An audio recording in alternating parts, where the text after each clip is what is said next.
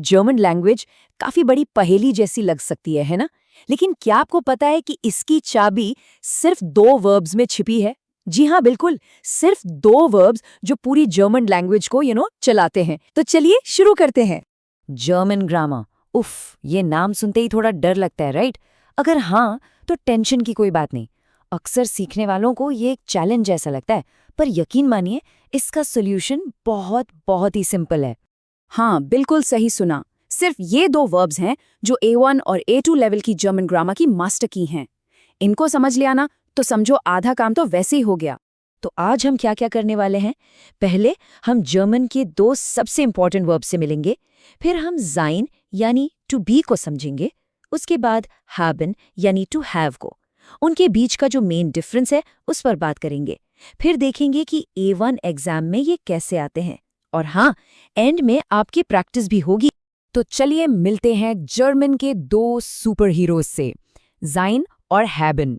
ये A1 A2 grammar की ऐसी नींव है, ऐसी फाउंडेशन है कि इनके बिना जर्मनी में आगे बढ़ना, बात करना ऑलमोस्ट इम्पॉसिबल है। तो सबसे पहले बात करते हैं ज़ाइन की। इसका यूज होता है किसी स्टेट या आइडेंटिटी को डिस्क्राइब करने के लिए, मतलब कोई इंसान या चीज क्या है या कैसी है। सिंपल।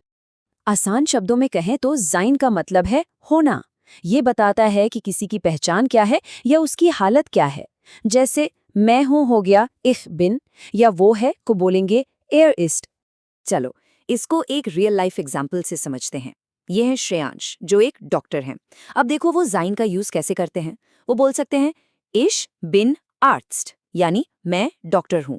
या अगर वो थके हुए हैं तो कहेंगे इश बिन मूडा, मैं थका हुआ हूं।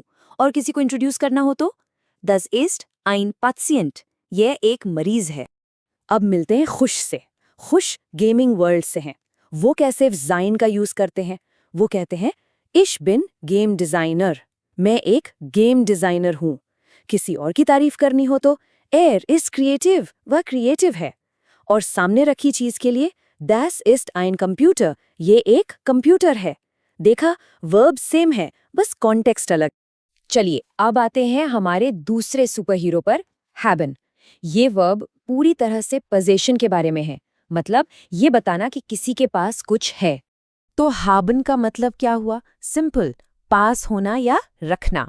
जब भी आपको ये बताना है कि आपके पास या किसी और के पास कोई चीज है, तो आप हाबन का यूज करेंगे। जैसे मेरे पास है को कहेंगे इश हाबा, या हमारे पास है हो गया वी हाबन।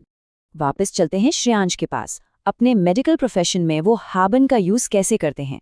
वो कहते हैं इश habe viele Patienten, यानी मेरे पास काफी पेशेंट्स हैं। इश habe heute Dienst, आज मेरी ड्यूटी है। या फिर wir haben einen Termin, हमारी एक अपॉइंटमेंट है। और खुश अपनी गेमिंग दुनिया में हाबिन का यूज करते हैं। जैसे इश habe ein neues Spiel, मेरे पास एक नया गेम है। Er hat Talent, उसके पास टैलेंट है। और टीम के लिए wir haben viele Projects, हमारे पास बहुत सारे प्रोजेक्ट्स हैं। ओके, तो अब हम दोनों वर्ब्स से मिल चुके हैं। अब टाइम है आमने सामने इनको कंपेयर करने का। और ये दोस्तों सबसे इंपॉर्टेंट पार्ट है, यहाँ पूरा ध्यान देना। तो इसका पूरा सार, पूरा निचोड़ ये है, साइन यूज होता है स्टेट यानी स्थिति बताने के लिए, मैं हूँ, तुम हो, वह है। जबकि हाबिन यूज होता है पोजेशन के लिए, यानी कुछ रखने के लिए। मेरे पास है, एक है आइडेंटिटी, दूसरा है ऑनरशिप। सिंपल। और देखो एक ही सेंटेंस में ये दोनों वर्ब्स कितने परफेक्टली काम करते हैं। श्रेयांश कहते हैं Ich bin Arzt und ich habe viele Patienten. Ich bin Arzt, मैं डॉक्टर हूँ, यह उनकी आइडेंटिटी है। Und ich habe viele Patienten, और मेरे पास कई मरीज हैं, यह उनका पोजेशन है। सेम तरीके से खुश कहते हैं Ich bin Entwickler und ich habe viele Ideen.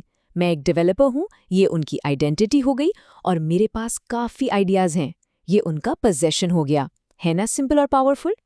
चलिए अब थियोरी से निकलकर उस चीज़ पर फोकस करते हैं जो हम सब के लिए बहुत ज़रूरी है, A1 एग्ज़ाम क्लियर करना।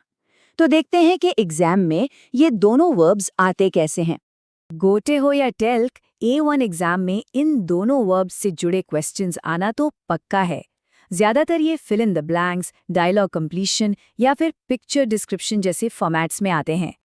तो चलो एक छोटा सा टेस्ट हो जाए। रेडी? स्क्रीन पर 2 सेंटेंसेस हैं।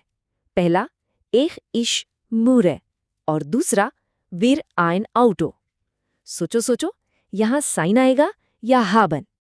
ओके, टाइम्स अप और सही जवाब है Ich bin müde। मैं थका हुआ हूँ, ये एक स्टेट है, और Wir haben ein Auto, हमारे पास एक कार है, ये पोजेशन है।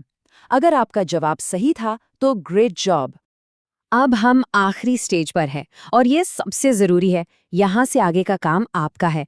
प्रैक्टिस करके इस नॉलेज को ऐसी पक्की करना है कि कभी ना भूलें। It's your turn now. तो ये रहा आपका होमवर्क। ज़ाइन का यूज़ करके 10 सेंटेंसेस लिखने हैं, फिर हैबन के साथ 10 सेंटेंसेस, और आखिर में 2 लोगों के बीच में एक छोटी सी बस 5 लाइन की कॉन्वर्सेशन बनानी है। ट्रस्ट मी, ये छोटा सा होमवर्क आपको इन वर्ब्स का मास्टर बना देगा। तो आखिरी सवाल, बिस्तु बराइट? Are you ready? देखा, ये सवाल खुद उसी ग्रामर को यूज करता है जो हमने अभी सीखा। मुझे उम्मीद है कि आप सब अब अपने जर्मन लर्निंग जर्नी में अगला कदम उठाने के लिए बिल्कुल तैयार हैं।